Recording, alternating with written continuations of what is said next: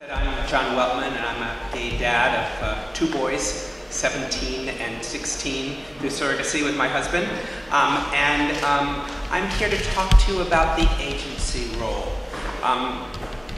Three of the panelists up here are agencies themselves, but I think I've just been given that particular task. So the first thing Ron would like me to describe to you is sort of the difference between traditional surrogacy and gestational surrogacy. Traditional surrogacy is actually what I did in the time that I had my children. There was no option to do what they now call egg donor surrogacy with an egg donor and a gestational carrier. You inseminated a woman who carried to term her own genetic child, and then you did an adoption afterwards to make that child your own. And that isn't as commonly done today as it used to be. Legally, Melissa can get into this, it's not as secure as gestational surrogacy, but it certainly is still being done, and people are making private arrangements to do it. There are additional legal issues with the FDA, the Food and Drug Administration, over it.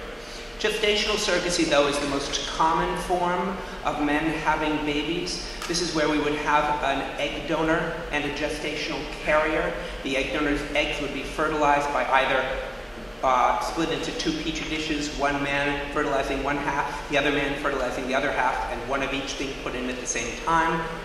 Or if you're single or just want one dad, you can do that. Also, I think most of us here work with HIV-positive men, so we can work with that happening whether both or one of you are HIV-positive. Gestational carrier, the woman is not genetically related to the child. So again, Melissa will talk to you about that, but in many states, once you separate her genetics from the child, legally that child is yours from the time you sign the contract, and the intent of the parties governs. So even if you're not genetically related, it's your child. For the agency perspective, the first thing we try to do, at least, is to find a donor that's right for you.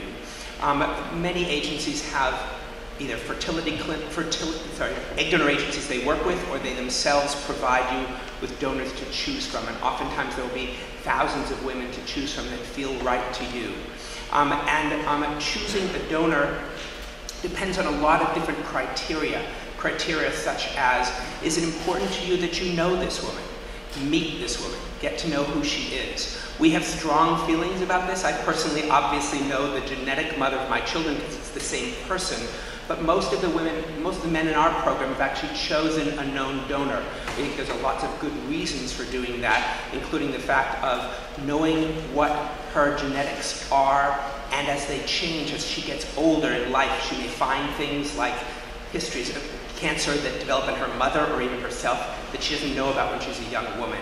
In addition, I found for my children hugely important to be able to introduce them to their genetic mother, and as they've grown older, to know where they come from and how that's changed. So that's something we encourage, don't require. We certainly can also do anonymously. There are donors as well who are experienced and those who have no experience. The ones with experience, you can tell that they've done this before, the medications work well on them, and they're likely to have a higher level of success with them.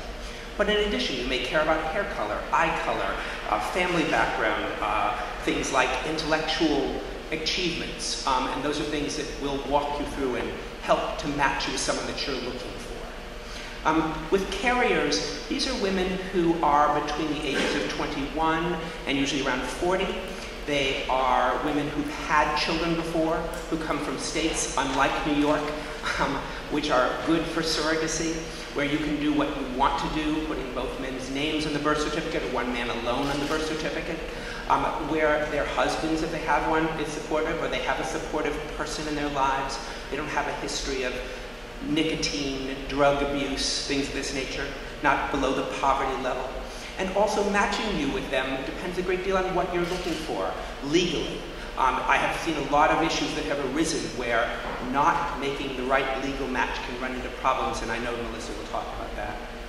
The timeline for this, for most people, is around 18 months. Certainly, we've had it at 8.5 months, and I've had it at 3 years.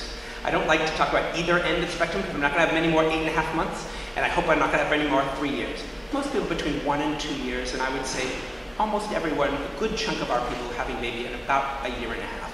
Sometimes shorter, depends on how quickly we can match you and how quick you are, because it's completely subjective. It has to be someone you feel comfortable with. Costs in surrogacy are very hard to tell you. There is a range. And I know Kim spoke about this in France, and I was listening to her speak, and I don't disagree with her. Anywhere from about $80,000 to about $130,000 is all a possibility, depending upon what you have. Do you already have frozen embryos? Are you bringing your sister or a friend as your donor? Or do you need a donor as well as a carrier? Which clinic do you use? And is your surrogate covered by insurance or not? All those factors play into that rather significant range. Mostly, I'd say to people, 100 to 120 is probably what most gay men are looking at, but it's not possible to tell you without having a direct consultation, which all of us will do.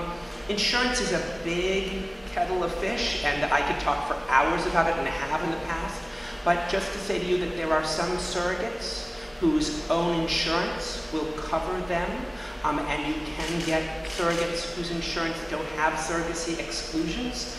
There are also programs through Lloyd's of London that specifically cover surrogate maternity that you can purchase, and usually you'll pay less to the surrogate if she doesn't have good insurance. Doesn't mean she doesn't have insurance, but her insurance may contain a surrogacy exclusion.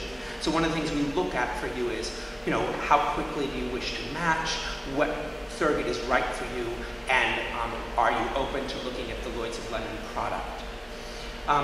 In terms of managing compensation and reimbursement, most of us either have our own law firm. I'm a lawyer, Melissa's a lawyer, and I know Kim has a law firm that works with this to provide a trust administration for you.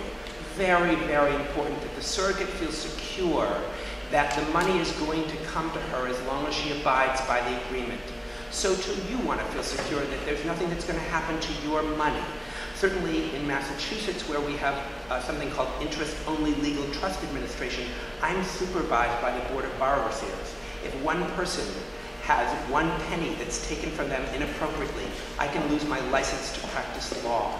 And you can institute an investigation with just a letter. I've never had an investigation. I don't think anyone here has either, but it's that sort of protection you really want to make sure exists with any agency. So I think what you'll find, certainly from the 3 agencies that are up here, is that the most important aspects of this are having a social worker or psychologist who's doing your screenings on your donors and your carriers, having a lawyer who's very thoughtful in matching you, because especially in New York, we have lots of people from different countries who want to make sure you can get as many different passports as is possible, and that that's the right match for you, and that ultimately you have security that both of you are forever the legal parents of these children. So I think lawyer, psychologist, or social worker is an important thing to find in any agency. Thanks.